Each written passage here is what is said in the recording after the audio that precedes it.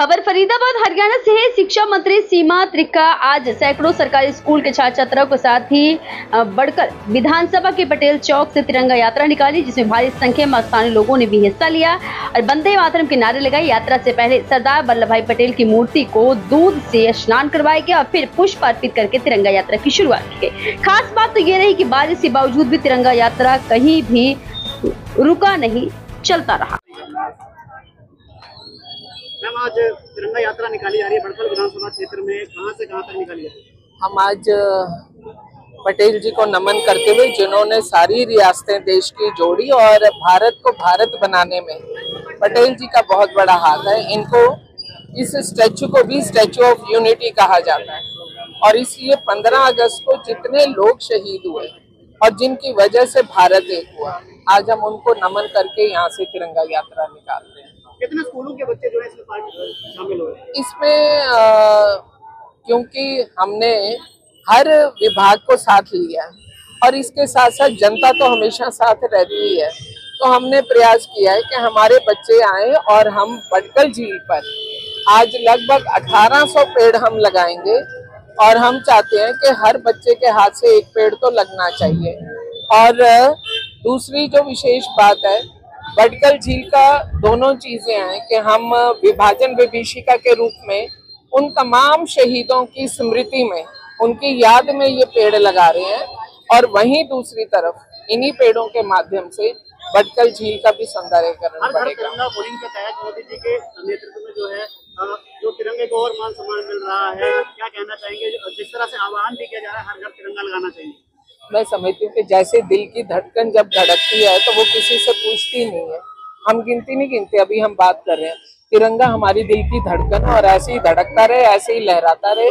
इस नाते से हर घर तिरंगा, हर व्यक्ति के हाथ में तिरंगा। 2 दिन पहले दीपेंद्र सिंह हुड्डा बड़खल विधानसभा क्षेत्र में पहुंचे थे, तो उन्होंने कहा था कि सबसे ज्यादा तो वोटों से इस बार कांग्रेस बड़खल विधानसभा क्षेत्र में हरियाणा में आएगी।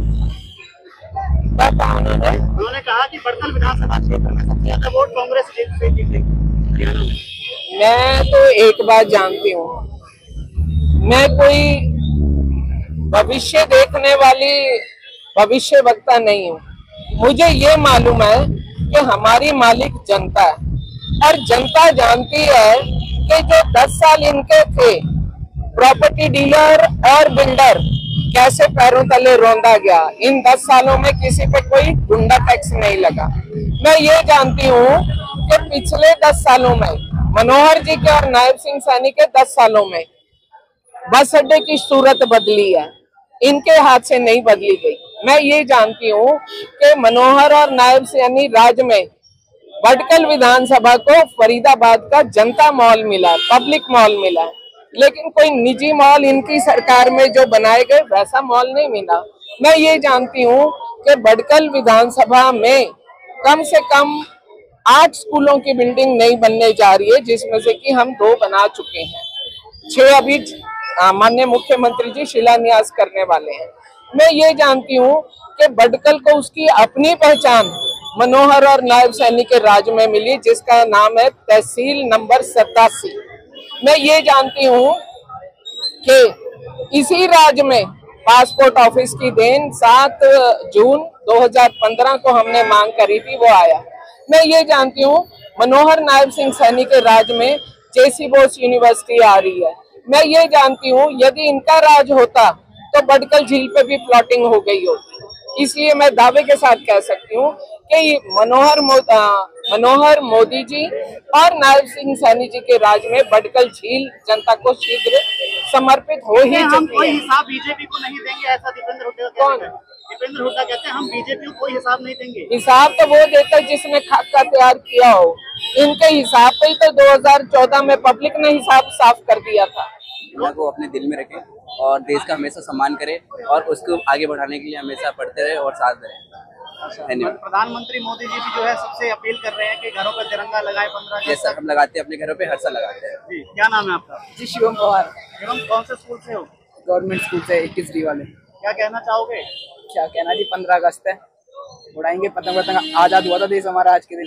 तो आज तिरंगा यात्रा निकाल रहे हो, क्या संदेश दे रहे हो? संदेश जी कुछ नहीं है, बस ये है कि अपने घरों में तिरंगा लगाओ, अच्छी बात है, देश है हमारा, करना चाहिए इनके देश के मोदी प्रधानमंत्री मोदी जी जो हैं वो भी सभी को संदेश दे रहे हैं तिरंगा लगाने के लिए, आप क्या कहेंगे?